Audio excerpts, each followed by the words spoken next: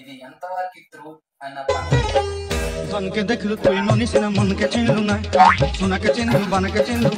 ఉంటూ ఉంటుందండి. బాబీ ఈ మడ్ర ఎలా ఉండాలంటే నేరాలు ఘోరాల్లో ఇదే హైలైట్ టచ్ అవ్వాలా.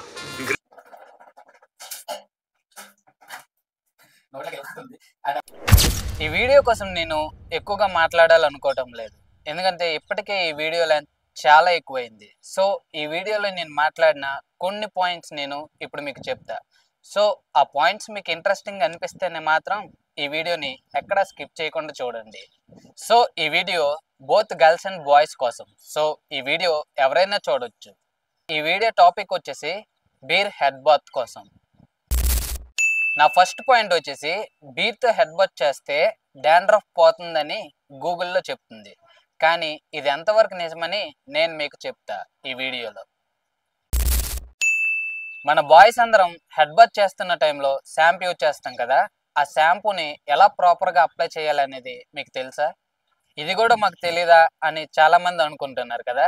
అయితే మీకు ఒక ఎగ్జాంపుల్ చెప్తే చూడండి. మనలో చాలామంది హెడ్ బాత్ చేస్తున్నప్పుడు డైరెక్ట్గా షాంపూని తీసుకొని మన హెయిర్కి అప్లై చేసేస్తున్నాం.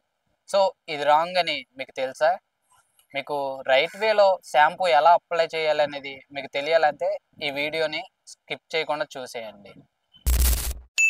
నా థర్డ్ పాయింట్ వచ్చేసి ఈ బీర్ని మన హెయిర్కి ప్రాపర్గా ఎలా అప్లై చేయాలి. నా ఫోర్త్ పాయింట్ వచ్చేసి మనం బీర్తో హెడ్ బాత్ చేస్తే మన హెయిర్ అనేది స్మెల్ వస్తుందా లేదా. నా ఫిఫ్త్ పాయింట్ ఏంటంటే మనం ఈ బీర్తో హెడ్ బాత్ చేశాక మన హెయిర్ స్మెల్ రాకుండా ఉండాలంటే ఏ స్టెప్స్ ఫాలో అవ్వాలి. నా సిక్స్త్ పాయింట్ వచ్చేసి మనం ఈ బీర్తో ఫస్ట్ టైం హెడ్ బాత్ చేస్తే మన ఫీలింగ్ ఎలా ఉంటుంది. నా సెవెంత్ పాయింట్ వచ్చేసి మన ఇంట్లో చాలా మందికి ఈ బీర్తో హెడ్ బాత్ చేస్తామంటే మన ఇంట్లో ఒప్పుకోరు కదా. సో అలాంటి వాళ్ళు ఇంట్లో బీర్తో హెడ్ బాత్ చేస్తే ఇంట్లో దొరికేస్తామా లేదా అన్నది ఈ వీడియోలో నేను మీకు చెప్తా.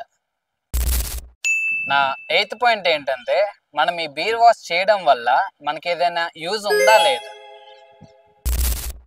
నా నైన్త్ పాయింట్ ఏంటంటే మనకి ఈ డాండ్రఫ్ రావడానికి రీజన్ ఏంటి.